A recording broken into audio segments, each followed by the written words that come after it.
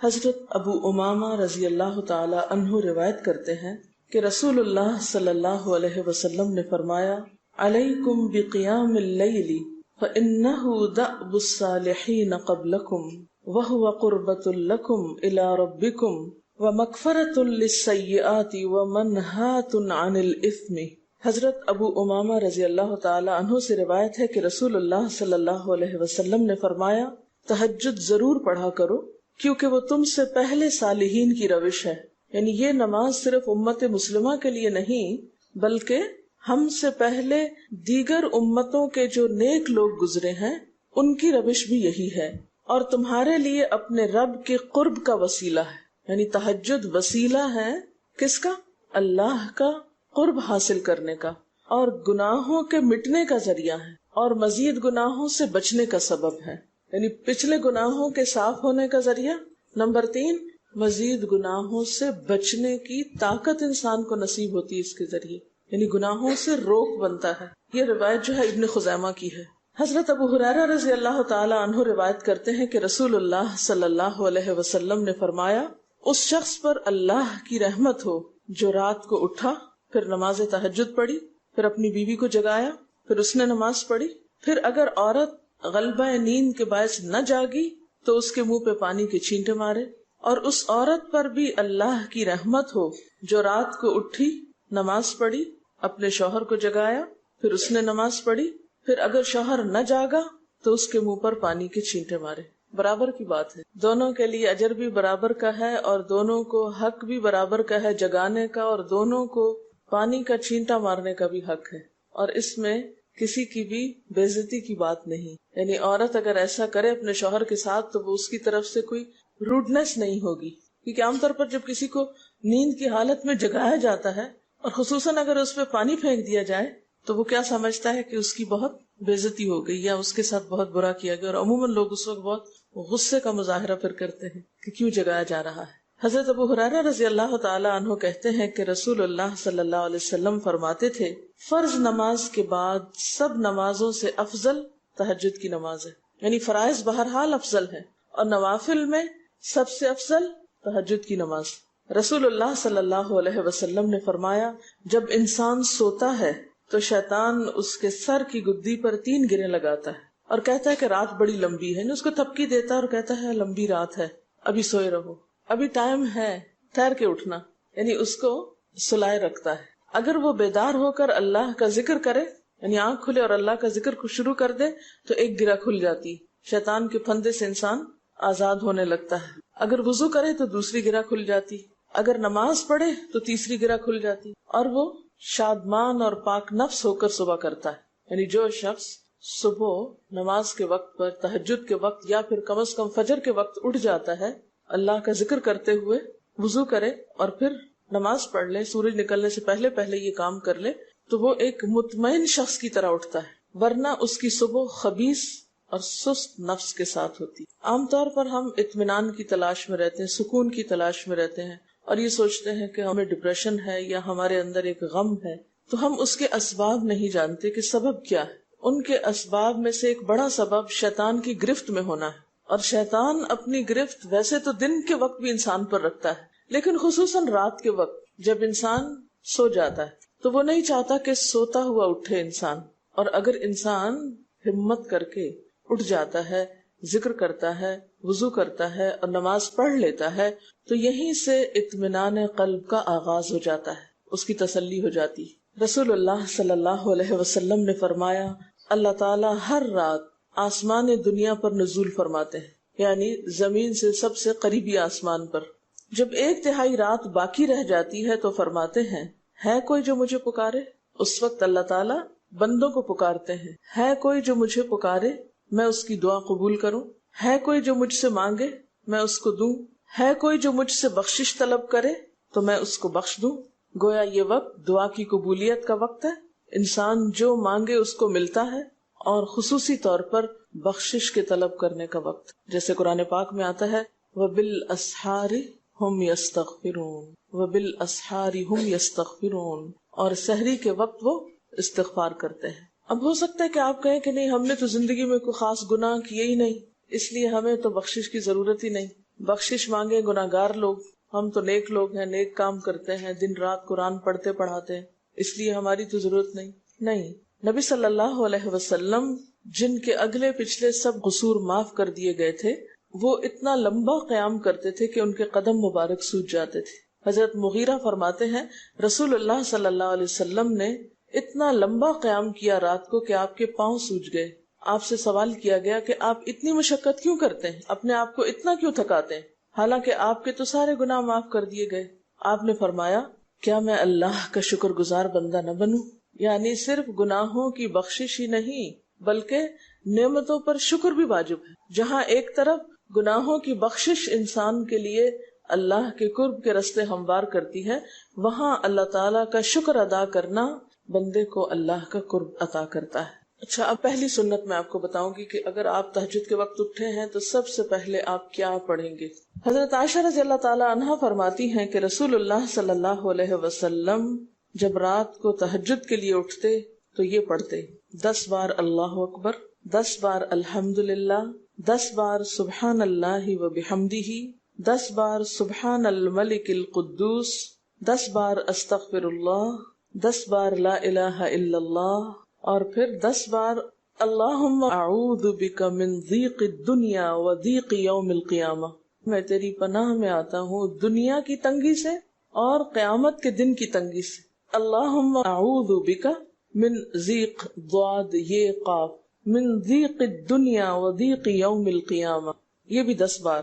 اور پھر فرماتے اللہم اغفر لی واہدنی وارزقنی وعافنی، پھر وضو کرتے اور تہجد شروع کرتے، یعنی یہ بھی وضو سے پہلے آپ پڑھ لیتے تھے۔ تو آپ کیا کر سکتے ہیں، جیسے آنکھ کھلی یا بستر پر لیٹے ہیں تو بعض اوقات ایسا ہوتا ہے نا کہ انسان سوچتا ہے اچھا ایک سائڈ پہ سو کے اتنے تھکے ہوئے ہوتے ہیں کہ آپ ایک دم نہیں اٹھ پاتے۔ حالانکہ آپ صلی اللہ علیہ وسلم کے نیند سے بیدار ہونے کا طریقہ کیا تھا کہ جب آپ اٹھتے تھے تو یکدم اٹھتے تھے، سستی کے مارے نہیں کہ کبھی ایک طرف لیٹ گئے پھر دوسری طرف سو گئے پھر دائیں طرف پھر بائیں طرف، نہیں، جب جاگنے کا وقت ہوتا تھا تو آپ فوراً اٹھ جاتے تھے۔ لیکن بسا اوقات ایسا ہوتا ہے کہ انسان تھکا ہوا ہوتا ہے، سائڈ بدل کے دوسری طرف کو ذرا لیٹتا ہے، تو یہ لیٹے لیٹے بھی آپ اذکار پڑھ سکتے ہیں، ٹھیک ہے؟ اور یہ سب آپ کو آتے ہی ہوں گے سوائے ایک وہ ذکر کے اللہم اعوذ بک من ضیق الدنیا و ضیق یوم القیامہ، اور ترتیب آپ یاد کر لیں اپنے بیڈ سائڈ ٹیبل پہ یا بیڈ پہ یا کہیں بھی، یہ نوٹس کسی پین کے ساتھ لکھ کے لگا دیں، چپکا دیں، اور جب یاد ہو جائے تو پھر اتار دیں، جب عادت بن جائے تو ہٹا دیں وہاں سے، ٹھیک ہے نا؟ جتنے دن عادت نہیں بنتی اتنے دن اپنے یادداشت کے لیے رکھ لیں۔ اسی طرح نیند سے اٹھ کر لا الہ الا اللہ وحدہ لا شریک لہ لہ الملک و لہ الحمد وہو علی کل شیء قدیر الحمد للہ وسبحان اللہ واللہ اکبر ولا حول ولا قوۃ الا باللہ، یہ بھی پڑھ سکتے ہیں۔ اچھا، ضروری نہیں کہ سب کچھ ایک ہی دن میں پڑھ لیں، یہ بھی آپ کر سکتے ہیں کہ ایک دن میں ایک چیز پڑھ لیں، دوسرے دن دوسری پڑھ لیں، تیسرے دن تیسری پڑھ لیں، ٹھیک ہے نا؟ اور اگر ساری ایک دن بھی پڑھنا چاہیں، دیکھیں وقت کی بات ہے نا، ہو سکتا ہے اس وقت عمر کے اس حصے میں آپ پہ بہت ذمہ داریاں ہوں، آپ یہ سب کچھ نہ پڑھ سکتے ہوں، لیکن زندگی کا ایک ایسا وقت بھی آتا ہے جب انسان بوڑھا ہو جاتا ہے، جب اس کے اوپر باقی ذمہ داریاں کم ہو جاتی ہیں، پھر نیند بھی کم ہو جاتی ہے، پھر زیادہ عبادت کا موقع ملتا ہے، تو ایسے میں جب انسان کے پاس عبادت کے لیے وقت اور موقع زیادہ ہو تو پھر یہ ساری چیزیں بھی پڑھ لیں، ٹھیک ہے نا؟ پھر اسی طرح یعنی یہ جو روایت ہے کہ جس میں آپ صلی اللہ علیہ وسلم نے فرمایا جو شخص نیند سے جاگے، اور یہ تہجد کے وقت ہی نہیں، اگر فجر کے لیے بھی آپ اٹھ رہے ہیں تو یہ دعا پڑھ سکتے ہیں، لا الہ الا اللہ وحدہ لا شریک لہ، اور پھر الحمدللہ وسبحان اللہ واللہ اکبر ولا حول ولا قوۃ الا باللہ، پھر کہے اللہم اغفر لی، پھر کیا پڑھے اللہم اغفر لی، یا کوئی اور دعا کرے تو قبول ہوگی، اور اگر وضو کر کے نماز پڑھے تو وہ بھی قبول کی جائے گی۔ صبح اٹھتے ہی اللہ کی تعریف، اور آپ کو معلوم ہے کہ یہ جو چوتھا کلمہ ہے نا لا الہ الا اللہ وحدہ، اس کو دعا بھی کہا گیا، حالانکہ اس میں صرف اللہ تعالیٰ کی حمد و ثنا ہے، اور یہ یوم عرفہ کی دعا ہے۔ حدیث میں آتا ہے کہ مجھے اور مجھ سے پہلے انبیاء کو اس دن کی جو بہترین دعا سکھائی گئی یعنی یوم عرفہ کی دعا وہ لا الہ الا اللہ وحدہ لا شریک لہ، حالانکہ اس میں مانگنے کی تو کوئی چیز ہی نہیں، صرف اللہ کی حمد و ثنا ہے۔ جیسے حضرت ایوب علیہ السلام نے کہا تھا انی مسنی الضر وانت ارحم الراحمین، مانگا کچھ نہیں، انت ارحم الراحمین، انت ارحم الراحمین۔ اللہ تعالیٰ کی تعریف کر کے اللہ تعالیٰ کے نام کے ساتھ اس کو اگر انسان پکار لیتا ہے تو یہ بھی اس کے لیے بہت کافی۔ ایک اور روایت میں آتا ہے رسول اللہ صلی اللہ علیہ وسلم جب تہجد کے لیے اٹھتے یعنی آپ ایک مرتبہ اٹھے، یعنی جو صحابی روایت کرتے ہیں، تو آپ نے بیٹھنے کے بعد آسمان کی طرف نظر کر کے سورۃ آل عمران کی آخری 11 آیات 190 سے لے کر 200 تک 11 آیتیں یہ پڑھی، ان فی خلق السماوات سے لے کر بالکل آخر تک. یعنی ضروری نہیں کہ کھڑے ہو کر آپ آسمان کی طرف دیکھیں، آپ اٹھے ہیں، چارپائی پہ بیٹھے ہوئے ہیں، ابھی وضو کے لیے نہیں گئے، بیٹھ کے آسمان کی طرف دیکھ کے پڑھ کے پھر اٹھ سکتے ہیں. اب اس میں آپ دیکھیں نا کہ انسانی نفس کی بھی ایک رعایت ہو جاتی ہے. لیٹے لیٹے آپ نے ایک ذکر پڑھ لیا، بیٹھ کے آپ نے دوسرا پڑھ لیا، پھر آپ وضو کو چلے گئے، تو اس میں وہ جو ایک طبیعت کی کسل مندی ہوتی ہے وہ بھی ساتھ ساتھ اللہ کے ذکر سے دور ہوتی جاتی ہے، اور ایک سٹیپ کے بعد دوسرا سٹیپ لینا بھی آسان ہو جاتا ہے. اچھا، اس میں آپ دیکھیں حکمت کیا ہے کہ آپ صلی اللہ علیہ وسلم نے کیا فرمایا کہ آسمان کی طرف دیکھ کے پڑھا جائے تاکہ اچھی طرح آنکھیں کھل جائیں. تو زبانی یاد کرنے کا مطلب یہ نہیں کہ آپ آنکھیں بند کر کے سوئے سوئے پڑھیں، کیونکہ بعض اوقات ایسا ہوتا ہے نا، آنکھ کھلتی ہے، ذکر شروع کرتے ہیں اور پھر پتہ ہی نہیں چلتا اور ذکر آدھے میں رہ جاتا ہے اور سو چکے ہوتے ہیں. اور پھر اگر آپ کو زبانی یاد نہیں ہوگی نا، دیکھ کے پڑھیں گے تو وہ الماری کی طرف ہی دیکھتے رہیں گے، آسمان کی طرف نہیں دیکھ سکیں گے، تو پھر سنت پوری نہیں ہو سکے گی. اور اسی طرح حضرت ابن عباس روایت کرتے ہیں کہ جب رسول اللہ صلی اللہ علیہ وسلم رات کو تہجد کے لیے کھڑے ہوتے تو اللہ اکبر تکبیر تحریمہ کے بعد یہ دعا پڑھتے: اللہم لک الحمد انت قیم السماوات والارض ومن فیہن ولک الحمد لک ملک السماوات والارض ومن فیہن ولک الحمد انت نور السماوات والارض ولک الحمد انت ملک السماوات والارض ولک الحمد انت الحق ووعدك الحق ولقاؤك حق وقولك حق والجنة حق والنار حق والنبيون حق ومحمد صلی اللہ علیہ وسلم حق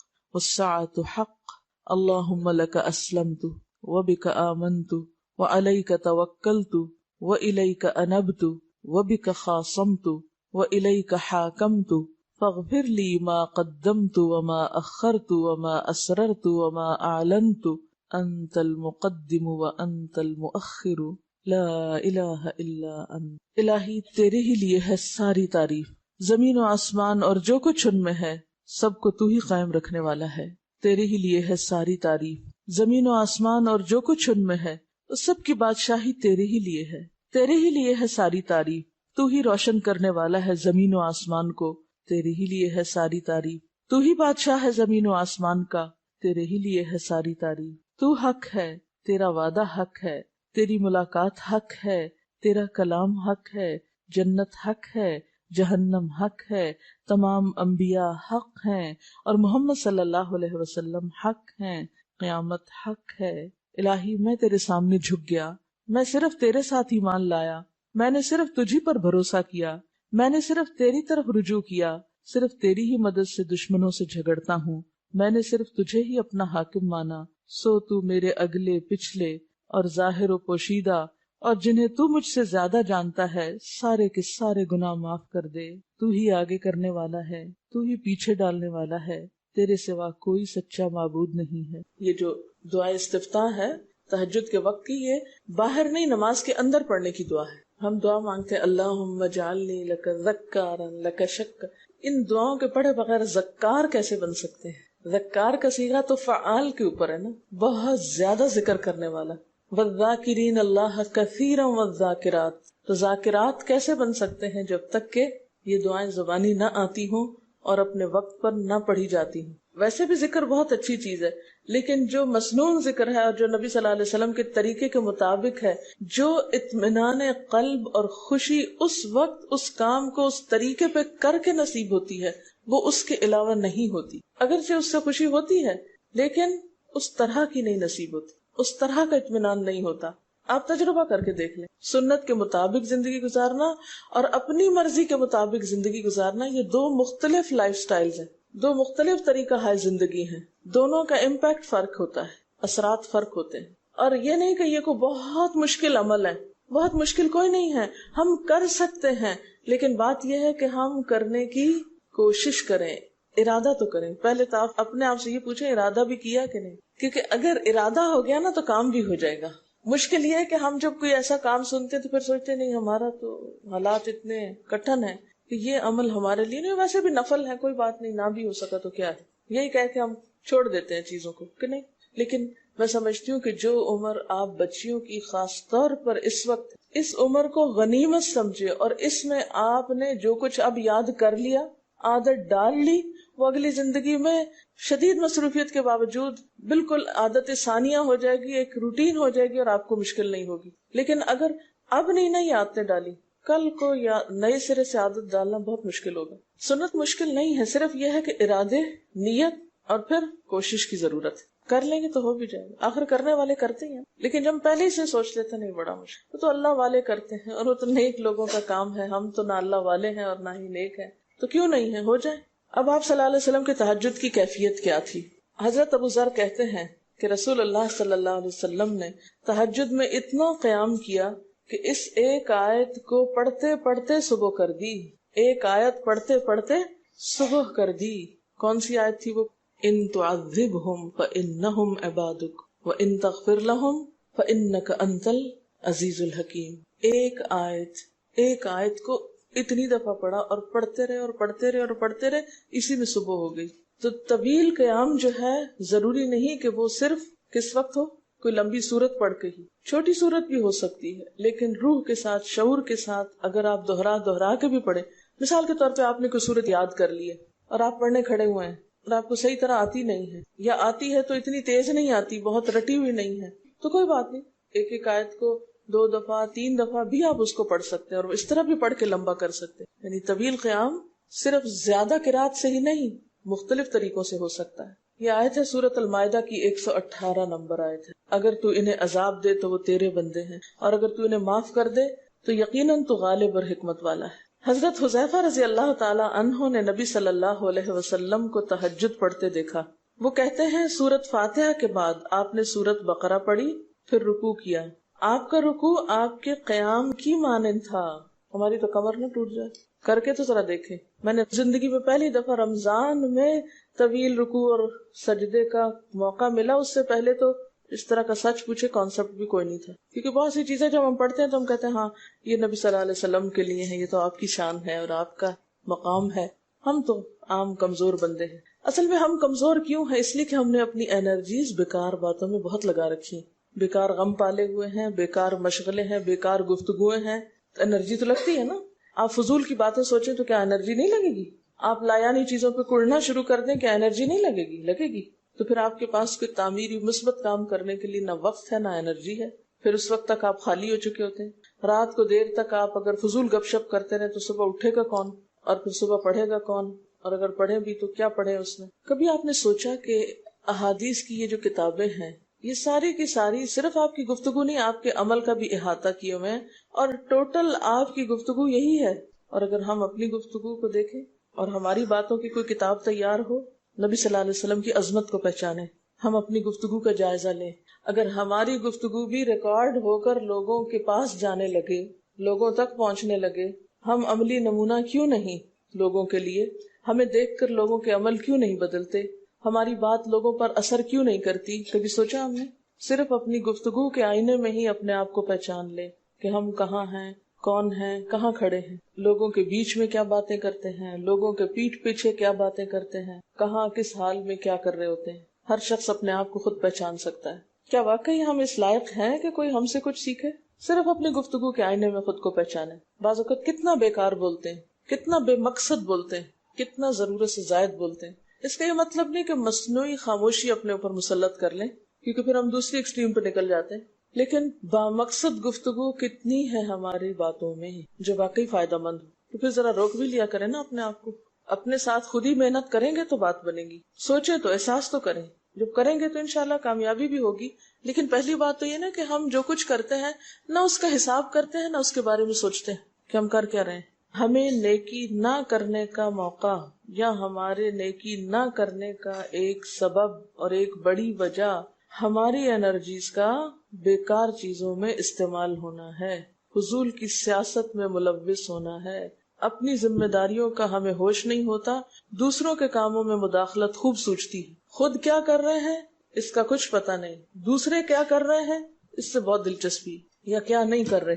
بہت سے لوگ، بہت سی خواتین کمر درد کی شکایت کرتے ہیں، اور اس کی ایک بڑی وجہ نمبر 1 رکوع کا صحیح پوزیشن پہ نہ ہونا ہے، اور نمبر 2 اس پوزیشن پہ کوئی ایکسرسائز نہیں ہماری ہوتی. یہ بتا رہی ہے کہ کسی کی کمر میں درد تھا اور ٹھیک نہیں ہوتا تھا کسی چیز سے، تو ڈاکٹر نے ان کو یہ مشورہ کیا کہ طویل رکوع اور طویل سجدے کریں، بیسٹ ایکسرسائز ہے، کر کے تو دیکھیں۔ اور اس میں آپ دیکھیے کہ صحیح پوزیشن پہ لائیں، بالکل اسٹریٹ رکھیں گردن اور کمر کو، پیٹھ اور گردن ایک لائن میں آنی چاہیے۔ بہت سے لوگ یوں ٹیڑھی کرتے ہیں، یوں کر کے بس کرتے ہیں، یہ غلط پوزیشن ہے، اس سے تو اور بیمار ہو سکتے ہیں۔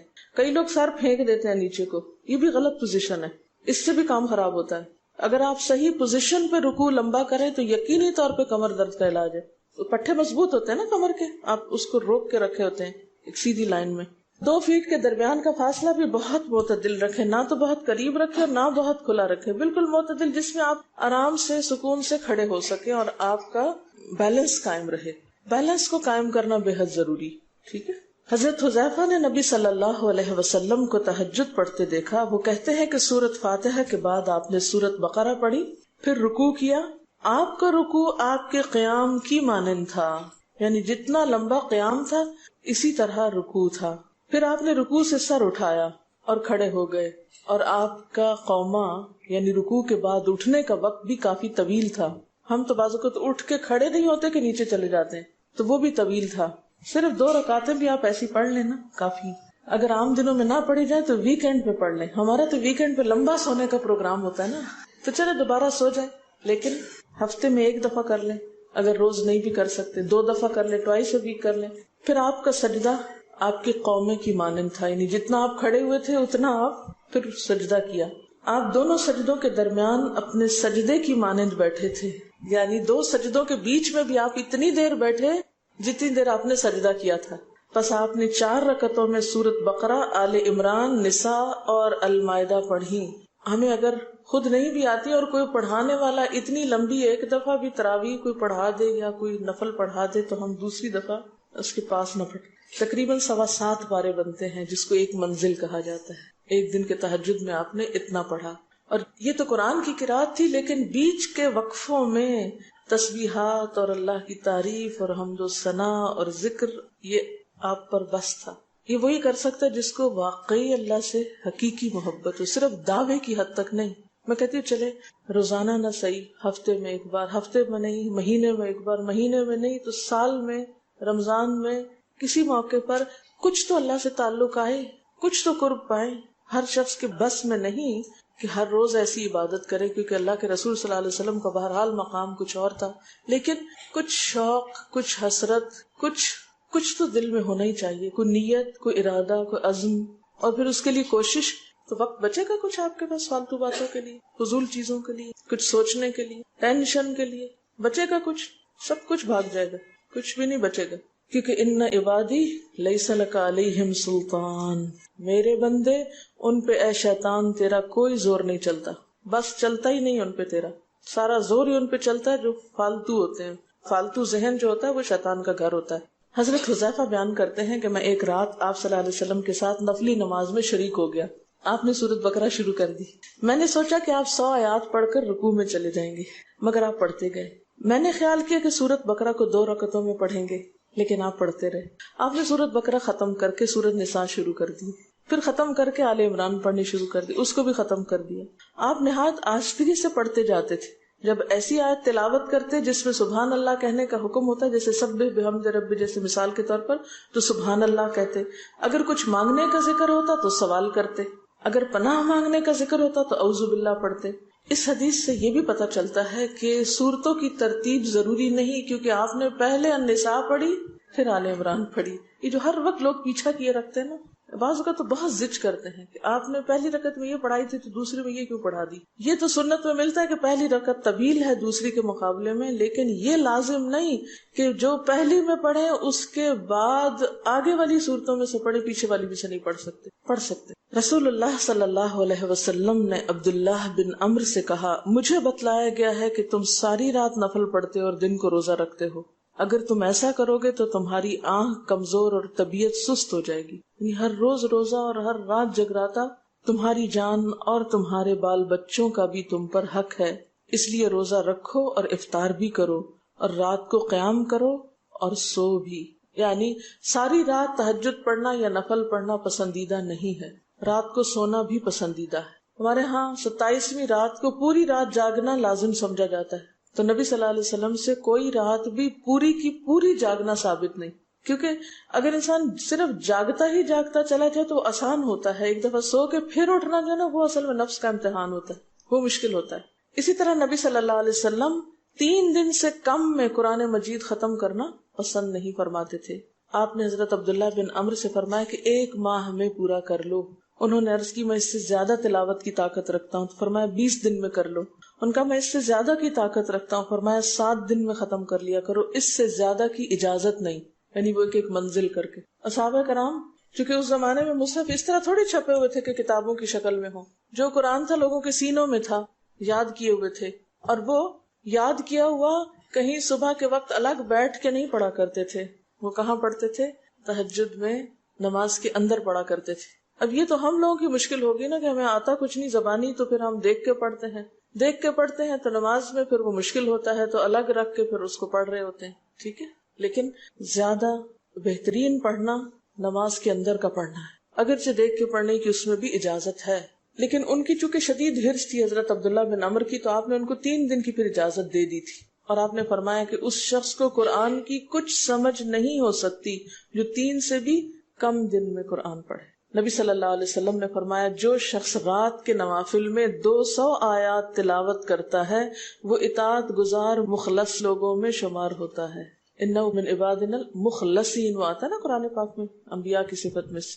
تو جو شخص رات کو نماز میں یعنی نفل میں 200 آیات تک تلاوت کرتا ہے وہ اطاعت گزار مخلص بندوں میں شمار ہوتا ہے۔ اور سنن دارمی میں واضح طور پر آتا ہے کہ نبی صلی اللہ علیہ وسلم ساری رات نوافل نہیں پڑھا کرتے تھے،